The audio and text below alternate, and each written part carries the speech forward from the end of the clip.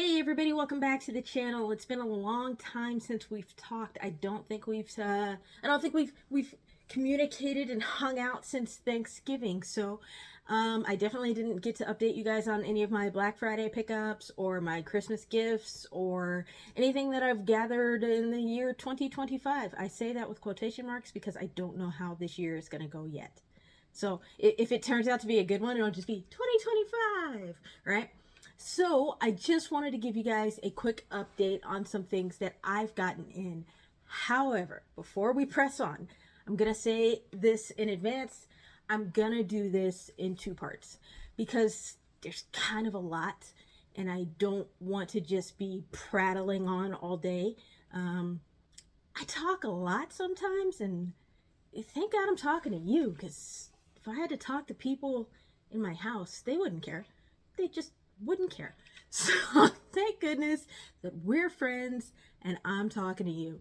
So what we're gonna do, or what I'm gonna do, and hopefully what you guys are okay with me doing, I'm gonna break it into two sections for this haul video.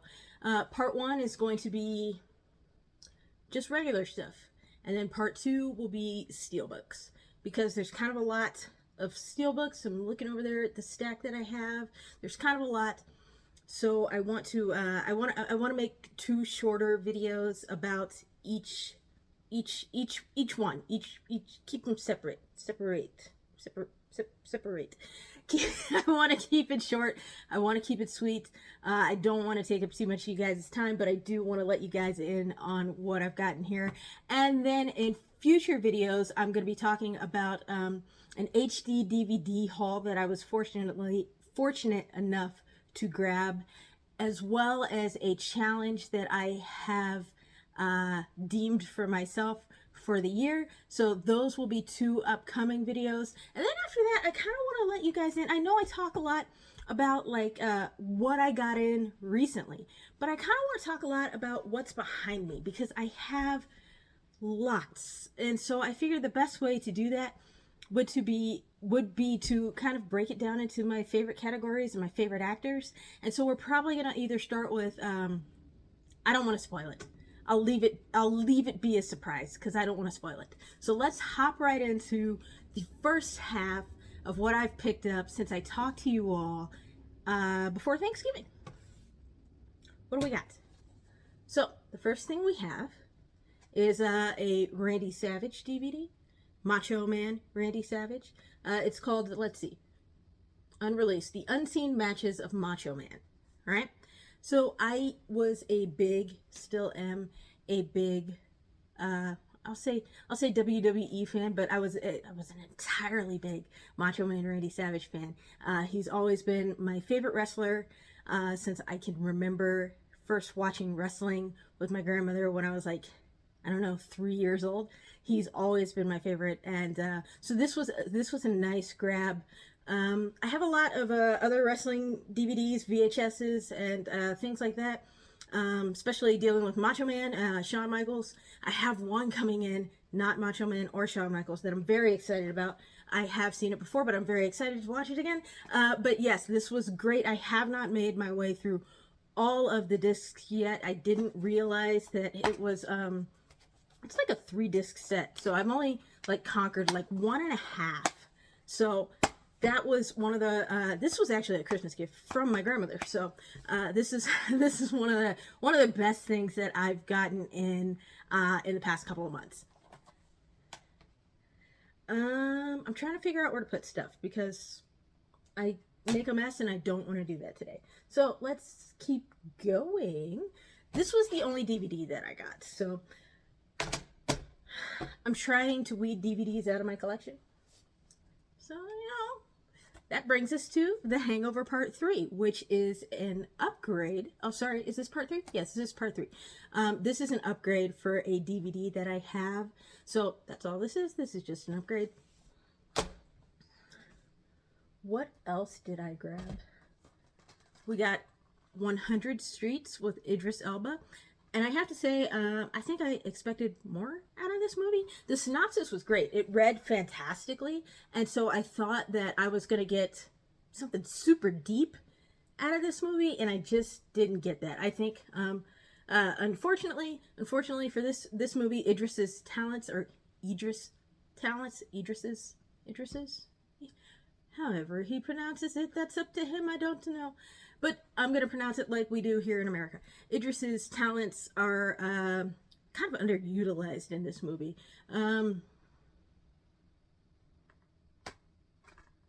It's not one I'm going to recommend that you run out and get. Then, of course, we have Good Burger 2. Because I'm a dude, she's a dude, he's a dude, because we're all dudes, hey! Okay, alright, alright. That was my Ed impression for the day. This was pretty good. I mean, it's a sequel to Good Burger. It's Nickelodeon. It's kids. So, I mean, all in all, it was a good watch. I have watched it a couple of times on Paramount Plus, I think it is, before I got this this Blu-ray. But I did want to pick this up because I do have Good Burger back there somewhere. And I wanted to have this in the collection as well. Also because I don't like to subscribe to Paramount Plus all the time. Paramount Plus and Apple TV Plus, or whatever the heck they call it, those are the two that I only kind of pick up every now and then when there's something that I want to watch. So, you know, it's nice to have that in the collection. Then I also picked up Greenland because there's been so much talk about it lately. This movie is about, I think there's an asteroid coming down. It's a disaster movie. There's an asteroid coming down. It's going to wipe out the Earth. Everyone important has to flee to Greenland. It's actually pretty good. I do enjoy a good disaster movie. I know I talked about it just now and gave you a brief synopsis like it was super cheesy, but this is actually a very good movie. I think the timing of when it came out was just unfortunate. It came out like right after / during the pandemic, and not a lot of people got to see it. So if you have the opportunity, please take the opportunity to check out Greenland.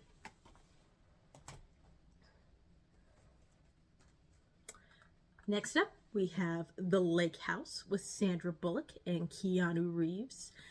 I gotta tell you. So I bought this movie because the first time I watched it, I don't think I was paying enough attention and I didn't get it. This time, I gotta tell you, this is probably one of my favorite okay, that's not true. This is probably one of my favorite Keanu Reeves movies.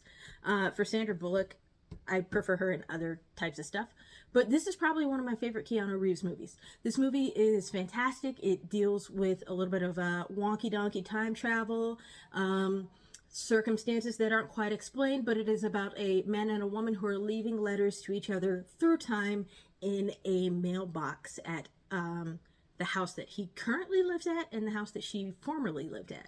And they are writing each other these letters. They manage to fall in love, and I won't spoil any more of the movie for you because there is twists and turns that you will absolutely love if you love kind of like a romantic drama with time travel. Time travel is the key. So, yes, that's all I'm going to say about The Lake House. I really did enjoy this movie. This was my second time watching it. I will probably watch it again. I really do like time travel movies and time travel books in general. So, yeah, this is definitely a must-have for my collection. And I will be giving this a couple more watches, definitely in the future. What do we have next? We have a hair stuck to my chin. What is it? Help me. A few moments later. Next up, we have Blink Twice. I thought this was a great movie. I saw this in theaters. I think Channing Tatum does a fantastic job in this role. It is directed by Zoe Kravitz. She and Channing used to be a couple. I guess they've broken up now. What are you gonna do? So, basically, the premise of this movie is Channing is a rich guy who does rich guy stuff, and he wasn't such a nice rich guy at some point in time in his life, and he kind of had to take some time off to get some counseling and some therapy and to reevaluate himself. After that time off, he meets a woman at an event, and he's very smitten by her, and he asks her and her friend to join him on a private island getaway So they go and they all get away, and it's him and a bunch of friends and her friend and the girl and everybody's hanging out and having a great time until they're not. Until they're not. That's all I am going to say about this movie. If you have not seen this movie, definitely check it out. If you have triggers, this might not be the movie for you. You might want to dive deeper into like the synopsis of the movie and what's going on in the movie before you try watching it, because it's a lot at some points. But otherwise, I think it's a very good movie, especially in the climate that we're in today. Like, you know, with Diddy running around doing his ditties. So,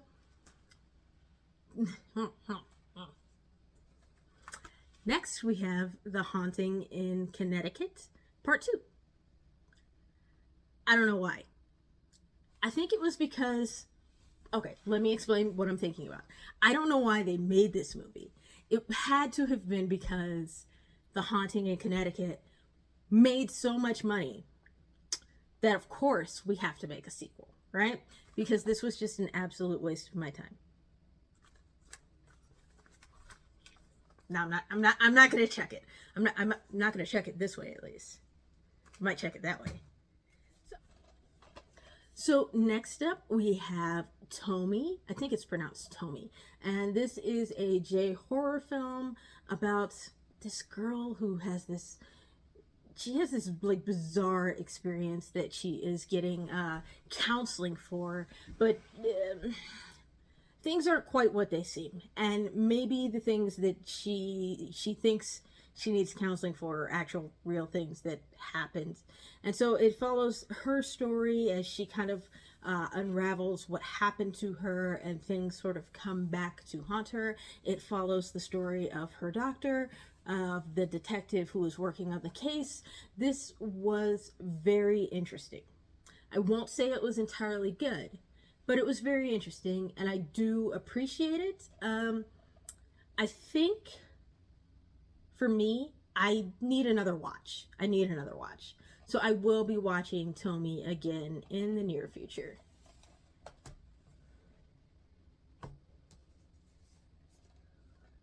Next, I have Trick or Treat.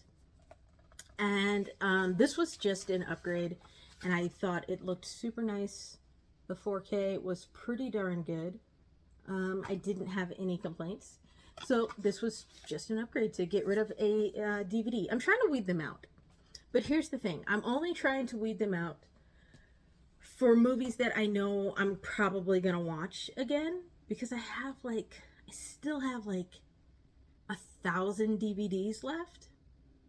So I'm only trying to get rid of the ones where I know, not get rid of, but like upgrade the ones that I'm sure I'm going to watch more in the future. So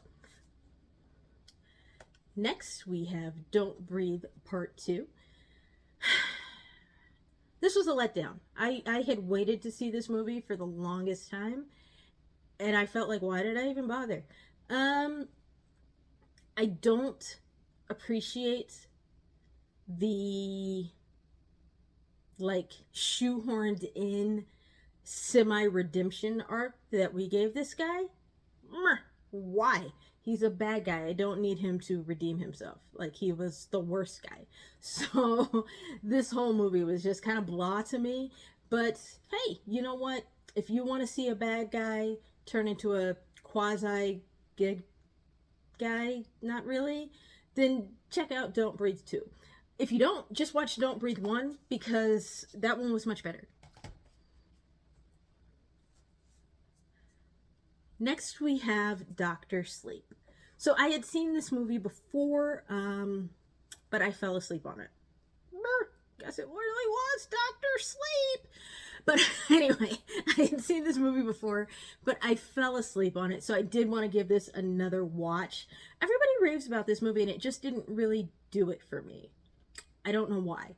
Everybody says, oh, it was the perfect follow-up to The Shining, and it was a true sequel, and it was so scary. None of those things rang true to me.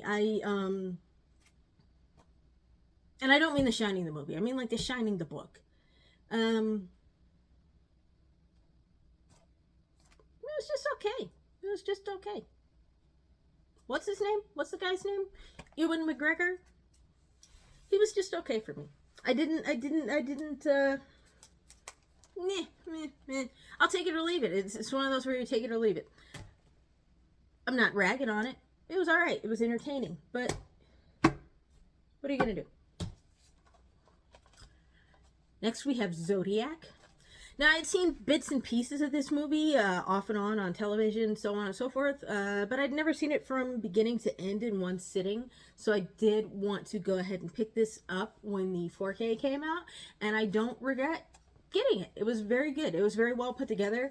This whole entire time, I thought we didn't really have any idea who this guy was, but turns out, in the movie, they're pretty sure who the Zodiac Killer is, and in real life events, people are pretty sure who the Zodiac Killer was. So it was nice to watch this movie and then go and do a little bit of research on my own about who and what was going on in the events that happened. I learned a lot, and then I fell down all these rabbit holes. Rabbit holes. So if you're in the mood and you like a good mystery thriller, murder mystery type of deal, check out Zodiac. Next up, we have M. Night Shyamalan's The Visit. This was good.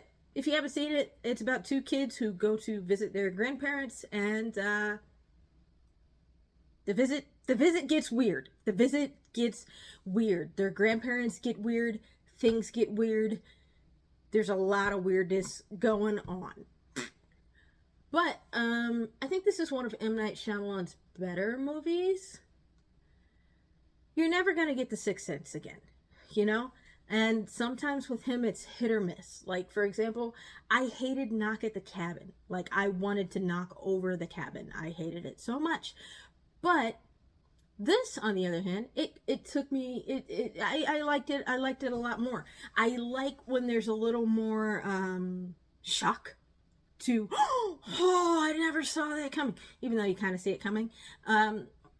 But this one, I think, is a good example of what he can do when he's really focused on the story and not so much on the spectacle. So I do recommend The Visit. I liked it also because it was filmed like a found footage type of deal, which was really popular at the time that he made this movie. It's not as popular now, but I like found footage movies. So The Visit. This was also just an upgrade for me. I have The Visit somewhere back there on DVD, but since this was a lot of M. Night Shyamalan's movies are coming out on 4K, and so I wanted to try to gather those up since I do have most of his films, and I do enjoy most of his films, except for, did he do The Happening where nothing was happening? If that was him, I swear we're gonna have stern words if I ever meet you, M. Night. So The Visit. While we're still on M. Night Shyamalan, we also got Trap. Now, I know a lot of people hated this movie. And I didn't hate it. I didn't hate it.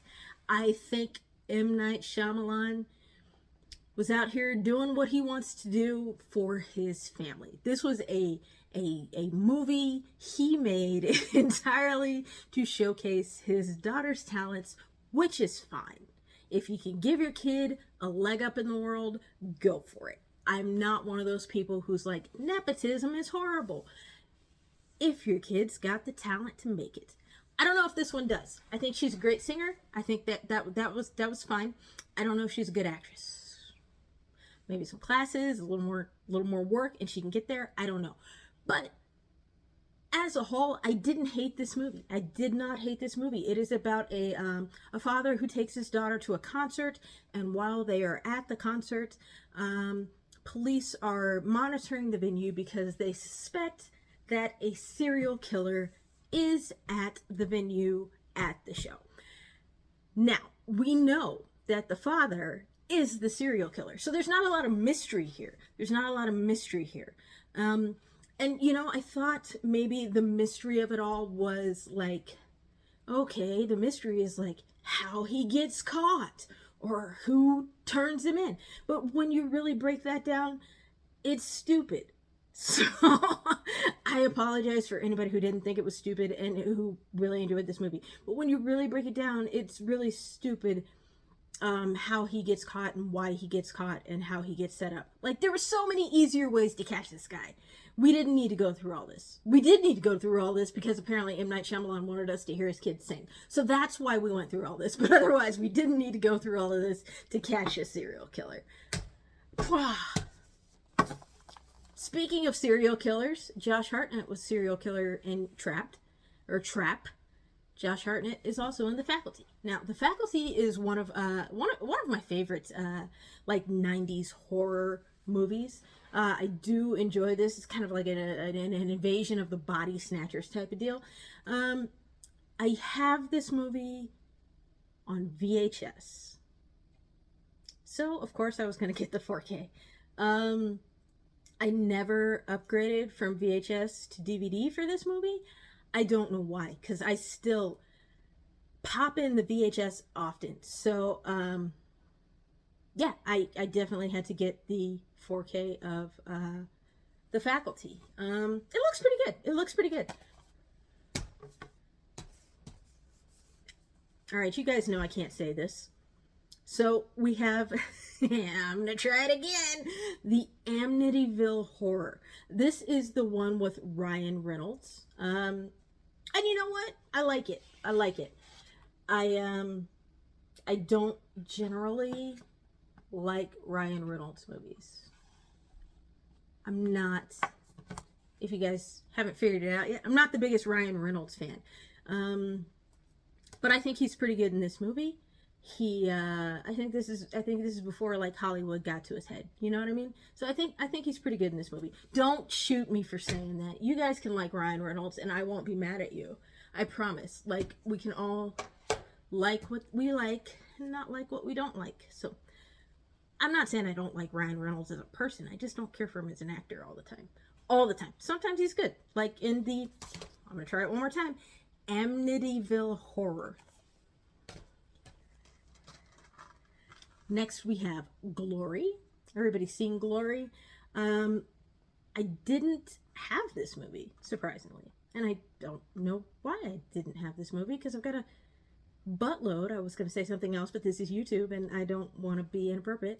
I have a buttload. That's probably inappropriate too. What's in your butt? I have a lot of Denzel Washington movies, Morgan Freeman movies. So I don't know why I didn't have Glory, but now I do. Now I understand that there is a different 4K for this, a 4K steelbook for this movie, and I've heard that 4K looks better, has better sound.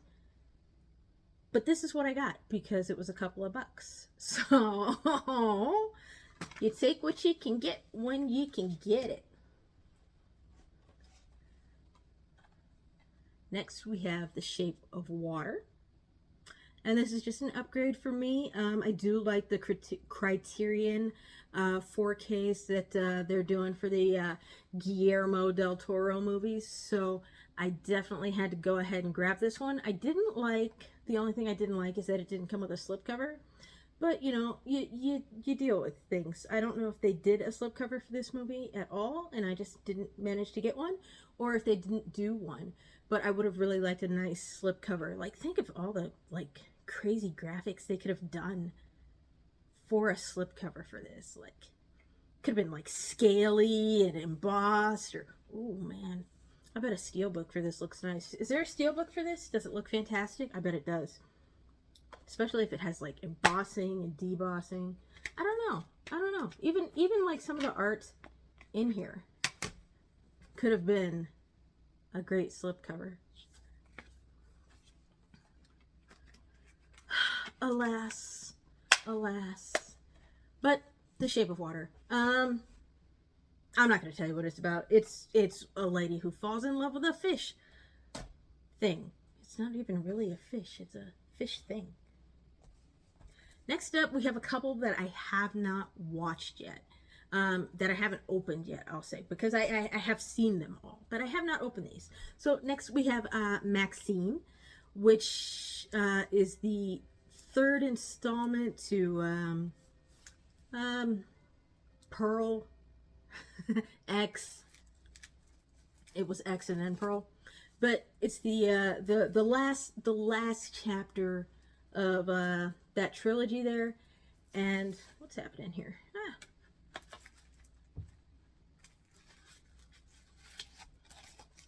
It's the last chapter of that trilogy there, and I have to say this is the one that I enjoyed the least. But since it is part of a trilogy and it is an A24, I went ahead and picked it up. But that's why I haven't watched it yet, because I did see it in theaters and I wasn't blown away. I expected this one to be like the most profound, and to me it wasn't. To me, Pearl still kind of reigns supreme out of the three of these. So Maxine, I'm gonna complain about this one. Hold on, because I'm gonna. Next we have the Chronicles, or this is not the Chronicles of Riddick. I apologize. This is just Riddick, and this is the third film in the Riddick trilogy, and I have to say I was super disappointed in this one. So Shout Factory / Scream Factory / whoever ended up with the rights to this film, even though Arrow had done Pitch Black and Chronicles of Riddick, and they gave us great special features on each one. They did a fantastic restoration, and the slipcovers were gorgeous. And this is so boring. So boring. No new features, really. No fantastic slipcover. And I will get more into these Riddick movies at a later date to complain some more. But I have the Riddick... I'm lying, I put it away already. Sorry. I have the Riddick Blu-ray. And even the slipcover for the initial release of the Blu-ray is so much more beautiful than this one. I don't know what else to call it. It's beautiful compared to this flat matte, just paper nonsense. That's just, I was just disappointed in this, because as you guys know, if you don't know, this is one of my favorite franchises kind of all time. I mean, you got your Back to the Futures and your Bad Boys, of course, but this is like one of my favorites. And it's just disappointing to see the last movie in the trilogy get such shoddy treatment. So maybe at a later date, Arrow can come back and pick that up and do it better. Do it better. Almost done. We got this and one more. So then I also got the, I don't even know what you call this, Hanna-Barbera Superstars 10. This has 10 of Hanna-Barbera's movies. I think they came out in the 80s, around the 80s, early 90s. It has The Good, the Bad, and Huckleberry Hound, which is one of my favorite movies of all time. I know, you're like, really? No, that movie is hilarious. I don't know where you've been. The Jetsons Meet the Flintstones, Rockin' with Judy Jetson, Scooby-Doo and the Ghoul School, another one of my favorites. Scooby-Doo and the Reluctant Werewolf, another of my favorites. Scooby-Doo meets the Boo Brothers, Top Cat and the Beverly Hills Cats, Yogi and the Invasion of the Space Bears, Yogi Bear and the Flight of the Spruce Goose, and Yogi's Great Escape. So I have a lot of these. Warner Brothers used to do a print on demand for DVDs, and a lot of these were available at that time for like print on demand or manufactured on demand or whatever you want to call it. And so I got a lot of these. And so I figured when this came out, I wasn't in too much of a hurry to go ahead and pick this up, nor was I in a hurry to like get them all individually, because they all are sold individually as well. So when this was on sale on Amazon, I did go ahead and pick this up. Excuse me. And I haven't opened it yet, but I do plan to watch it soon. I have a good stack of things to watch, and this is kind of on the bottom since it is animated and I have seen them all before. We're at the end. We're at the end. We made it to the end. We made it to the end of this segment, at least, right? We made it to the end. So we have the television show Severance. And I say television show loosely. It is an Apple TV Plus show called Severance. This show is a mind trip. I don't know, like, I don't know who was smoking what when they came up with it, but this show is amazing. I'm a sucker for like the weird type of stuff, and this show was a trip. I think I binged this show in like 2 days, and it was only because I had to like have a real life and have a job.